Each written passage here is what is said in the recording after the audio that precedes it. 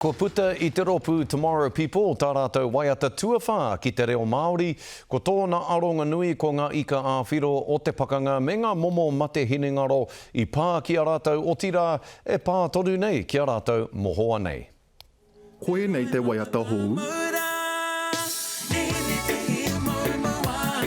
E ki ia nei ko ōku rā. Pretty much speaks about a common theme of a relationship not going too well, and then just discussing and talking about the consequences about it.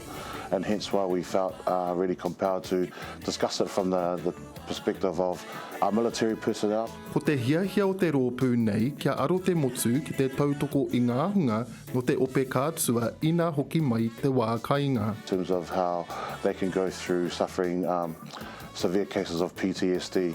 So we were really honoured and privileged to have the opportunity to highlight that message through our video. Ka tūmeke rawa te rōpū nei ki te ako he tata ki te waru te kau o te hunga Māori I te ope kātua e mate nei ki te PTSD. To have been exposed to the statistics behind it through our video director Brandon Te Moananui, it was compelling to see the numbers and to have this opportunity to be a voice to highlight, bring more awareness to this, especially to our servants of our dear country, to bring something to highlight through our video was something that's really important for us.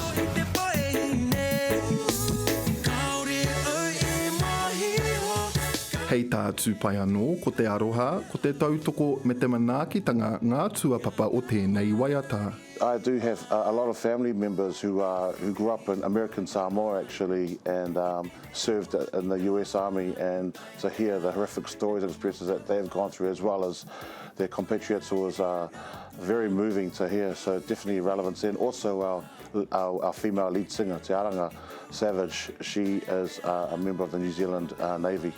Ko te aki o te pene waiata nei, me whai tautoko koe, mā te kōrero aha koa te aha. Keith Robinson Gore, Te Karere.